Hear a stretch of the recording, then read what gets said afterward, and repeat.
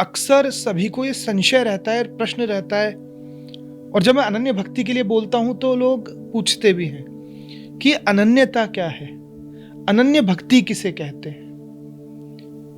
तो सर्वप्रथम अनन्यता ये है कि संपूर्ण शरणागति, पूर्ण विश्वास केवल उस परब्रह्म परमात्मा पर, उस भगवान पर अपना सब कुछ समर्पित कर देना, उसके विरह में आंखों से स्वतः ही अश्रुधारा का बहना, उससे हम नहीं मिल पा रहे, इसकी तड़प होना अनन्यता है, जहां एक के अलावा अन्य किसी से भी कोई मतलब नहीं रह जाता। हमें कोई लेना देना नहीं है संसार से, हमें केवल आप चाहिए, हम केवल आपसे प्रेम करते हैं और आप ही को समर्पित ये हमारा संपूर्ण मनुष्य जीवन है। हम इस जन्म में आपसे मिलने के लिए ही आए हैं। हम परेशान हो चुके हैं अन्य अन्य योनियों में भटकते हुए, लेकिन अब और नहीं नाथ, आप हमें अपना लीजिए, मैं आपके शरणागत हूं। ये अनन्यता है। लेकिन इसमें लोगों को संशय यह हो जाता है कि मैं भगवान राम का नाम लेता हूं, तो क्या मैं राधा का नाम ना लूं अगर मैं अनन्य हूं? तो क्या मैं कृष्ण का नाम ना लूं अगर मैं अनन्य हूं? तो देखिए, अनन्यता में भगवान तत्व के किसी भी रूप लीला का आप नाम लेते हैं, ध्यान करते हैं, कीर्तन करते हैं, तो आपकी अनन्यता भंग नहीं होती। एक बहुत बड़ा संशय आ गया जिसको क्लियर नहीं करते हैं। मैंने देखा है लोग भी कि अनन्यता मतलब कि आप राधा का नाम ले रहे हैं तो आप सिर्फ राधा का ही नाम लीजिए, तो फिर मैं दूसरा नाम लेने में अपने आप को दोषी समझने लगता है भक्त, अपने आप में गिल्ट महसूस करने लगता है कि मेरी अनन्यता टूट गई। ऐसा नहीं है। देखिए, एक ही भगवान है, लेकिन भक्तों की हृदय के अनुसार, भक्तों की भावना के लिए वह निर्गुण निराकार परब्रह्म परमात्मा सगुण साकार रूप धारण करके लीला करता है। प्रेमियों के लिए वह राधा बनते हैं, मित्रों के लिए वह कृष्ण बनते हैं, दासों के लिए वे राम बनते हैं, पुत्रों के लिए वे जानकी बनते हैं। तो परमात्मा तो एक ही है, अलग नहीं है। बिल्कुल भी भेद बुद्धि नहीं रखनी है। अगर भेद बुद्धि रखोगे तो अनन्यता टूटेगी।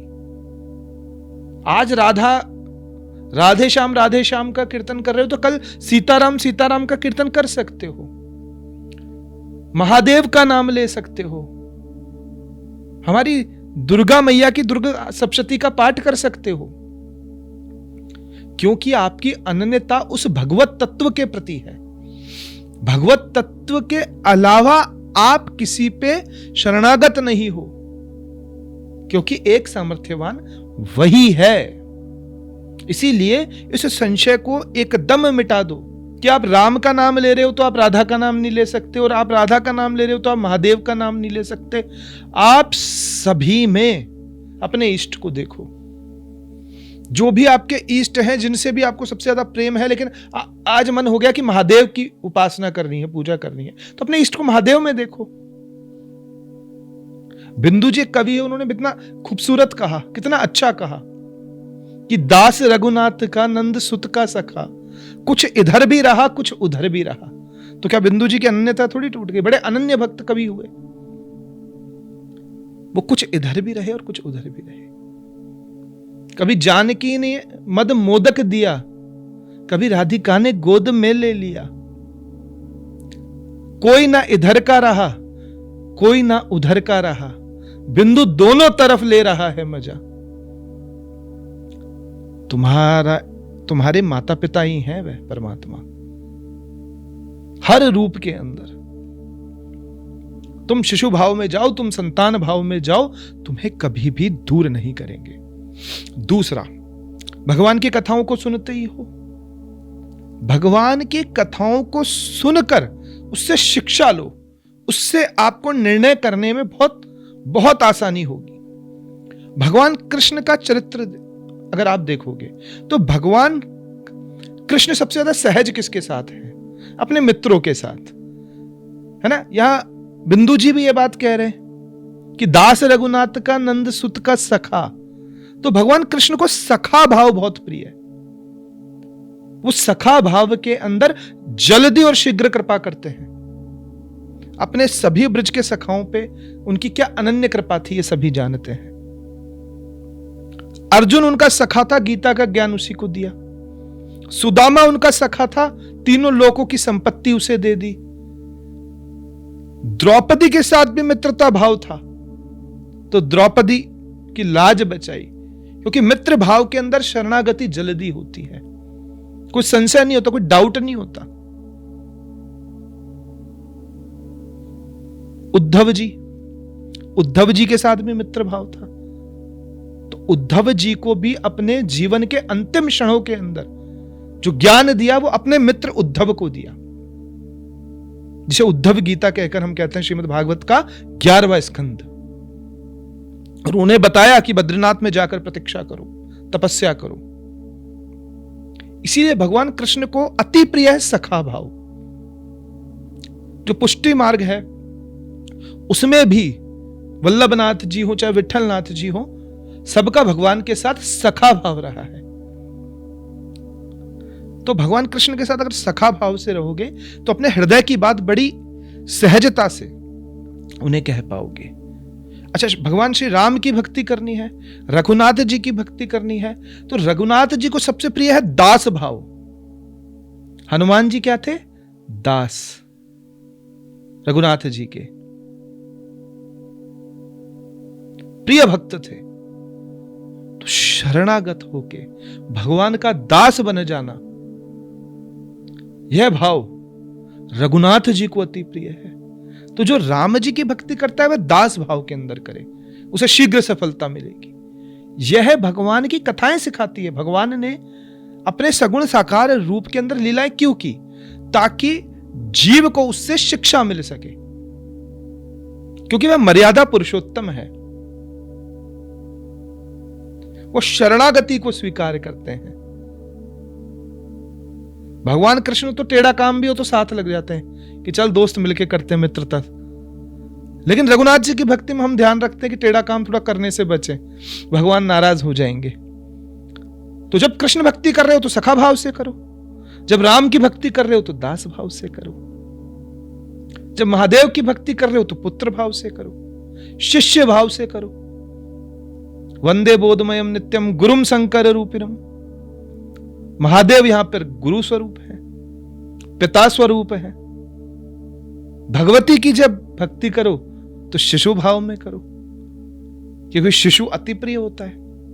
बाद में जब बच्चा बड़ा होता हो जाता है तो समझदार हो जाता है, लेकिन जो शिशु होता है वो पूरा का पूरा मां पर ही आश्रित होता है।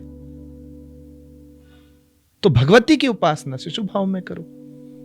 संशय में पड़ने की जरूरत नहीं है, चिंता करने की आवश्यकता नहीं है। अध्यात्म के मार्ग पर कदम रख दिया तो फिर तुम सब चिंता भूल जाना। फिर तुम्हारा काम चिंतन करना है और भगवान का काम तुम्हारी चिंता करना है। जब तक इस मार्ग पे नहीं हो ना, तब तक ही संशय की बात है, तब तक ही चिंता की बात है, क्योंकि संसार के अंदर अपने समय को खो रहे हो। लेकिन किसी भी रूप के अंदर अगर अध्यात्म से जुड़ गए तो तुम्हारा जीवन सफल है फिर, क्योंकि इसके अलावा तुम्हारा कोई लक्ष्य नहीं है। तुम कुछ भी कर लो इस संसार में, सब कुछ छूटना है, सब कुछ मिथ्या है, सब कुछ भ्रम है। तुम्हारे न जाने कितने पूर्व जन्मों के कर्मों के कारण तुम्हारे सामने ये अन्य अन्य प्रकार के भोग आ रहे हैं और तुम्हें लग रहा है कि तुम कर रहे हो। नहीं भाई, ये तुम्हारे ही कर्मों के फल तुम्हारे सामने आ रहे हैं और तुम्हें भ्रम हो रहा है कि इसे मैं कर रहा हूं। नहीं, तुम कैसे कर सकते हो? ये सिर्फ तुम भोग रहे हो। अब लोगों को यह संशय होता है कि मैं भगवान की भक्ति कर रहा हूं तो भी मुझे कष्ट क्यों भोगने पड़ते हैं? देखो, भगवान का सिद्धांत नियम है कि वह तुम्हारे कर्म में और तुम्हारे कर्म के फल के अंदर तब तक हस्तक्षेप नहीं करते जब तक तुम पूर्ण शरणागत होकर उनको नहीं पुकारते। यही तो भगवान का विधान है, भगवान का खेल है। जो इस खेल को समझ गया वो भव सागर से तर गया, और जो नहीं समझा वो भक्ति करके भी दुखी हो रहा है। भगवान के हाथ में दे दो सब कुछ। जब तक तुमने तुम्हारे हाथ में ले रखी है ना चीजें, तुम्हारा क्या सामर्थ्य है, तुम्हारी कितनी ताकत है, तुम कितना संभाल पाओगे? नहीं संभाल पाओगे। कहीं तुम भावनात्मक रूप से कमजोर हो जाओगे, कहीं तुम शारीरिक रूप से कमजोर हो जाओगे, कहीं तुम आर्थिक रूप से कमजोर हो जाओगे। लेकिन जो सर्वशक्तिमान है, जो किसी भी रूप से कमजोर नहीं है, जो सबसे ज्यादा सामर्थ्यवान है, जब तुम उस पर आश्रित हो जाओगे तो फिर तुम्हें चिंता करने की आवश्यकता नहीं है। फिर तुम्हें भक्ति का आनंद आएगा। फिर जिस ओर वह तुम्हें ले जाए उस ओर तुम जाओ, तुम्हें चिंता करने की आवश्यकता नहीं। जब तक तुम तुम्हारे गुणों पर नाज करोगे तब तक वो परवाह नहीं करेगा तुम्हारी। जब तक तुम मैं करोगे तब तक भगवान तुम्हारा हाथ नहीं थामेगा, क्योंकि तुम्हें तो स्वयं पर विश्वास है, इस नश्वर शरीर पर विश्वास है, इस नश्वर शरीर की बुद्धि पर विश्वास है, इस नश्वर मन पर विश्वास है। तुम अविनाशी परमात्मा पर तो भरोसा कर ही नहीं रहे। एक बहुत सुंदर सी कथा है कि भगवान जब गोवर्धन पर्वत धारण करने वाले थे तो भगवान ने अपने हाथों के एक अंगूठे और चारों उंगलियों से पूछा कि मैं गोवर्धन को किस पर धारण करूं। तो अंगूठा बोलता भगवान मुझ पे करो, मैं सबसे मोटा हूं, देखो आप, मैं ताकतवर हूं, मेरे सहारे के बिना कोई चीज को हम पकड़ भी नहीं सकते। ठीक है, भगवान आगे गए। भगवान ने तर्जनी से पूछा तो तर्जनी ने कहा कि भगवान मुझसे आप उठाओ गोवर्धन को। क्यों? बोला मैं किसी को आदेश भी देते हैं तो मेरे माध्यम से देते हैं, मैं इतनी ताकतवर हूं। ठीक है, भगवान आगे गए। मध्यमा से पूछा, मध्यमा ने कहा भगवान इन सब में सबसे बड़ी तो मैं हूं, आप देखो सबसे लंबी हूं मैं, मुझ पर उठाओ, ये कोई भार नहीं उठा पाएगा, मैं उठा लूंगी। आगे भगवान अनामिका पर गए। अनामिका से पूछा तो अनामिका ने कहा भगवान मुझ पर उठाना चाहिए, क्योंकि देखो ये शुभ काम है, आप ब्रजवासियों की रक्षा कर रहे हो और सारे शुभ काम मेरे माध्यम से होते हैं, चाहे तिलक लगाना हो तो सभी के अंदर मैं काम आती हूं, तो आज भी मुझे उठाओ। फिर अंतिम भगवान ने सबसे छोटी कनिष्ठिका से पूछा कि बताओ क्या करना चाहिए मुझे। कि भगवान जैसी आपकी इच्छा हो अब वैसा कीजिए, क्योंकि मैं आपकी उंगली हूं, इसके सिवाय मेरे पे और कोई गुण नहीं है। मेरी पहचान इतनी ही है कि मैं भगवान के कर कमलों की एक छोटी सी उंगली हूं। यहां पर कनिष्ठिका शरणागत हो गई भगवान के, और गोवर्धन को भगवान ने अपनी इसी उंगली पर धारण किया। और आज युगों युगों तक कथाओं के अंदर वर्णन किसका आता है? इसी कनिष्ठिका का, सबसे छोटी उंगली का। तो आप कितने बड़े हो, आप कितने मोटे हो, आप कितने शुभ कार्य करते हो, इससे कोई मतलब नहीं है। मतलब है कि आप क्या भगवान के शरणागत हो, तभी आपका युगों युगों तक यश गाया जाएगा। जब आप खुद की इस नश्वरता को पहचान लोगे कि मेरी क्या पहचान है, कोई पहचान नहीं है। आज मुझे नाम भी दूसरों का दिया हुआ मिला है, ये शरीर भी एक दिन नष्ट हो जाएगा, तो मैं किसका हूं? मेरी पहचान यही है कि मैं भगवान का हूं और भगवान मेरे। इसके सिवा हमारी कोई दूसरी पहचान है ही नहीं। और इस पहचान को जब हमारे जीवन में हम कर लेते हैं तो निश्चित रूप से हम मुक्त हो जाते हैं।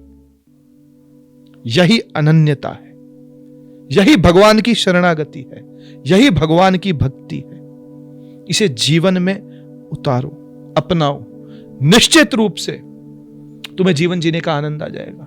तुम कर्मों से मुक्त हो जाओगे, तुम परमात्मा को प्राप्त हो जाओगे, और तुम इस खेल के अंदर अपना एक अच्छी भूमिका निभाते हुए अपने घर को लौट जाओगे।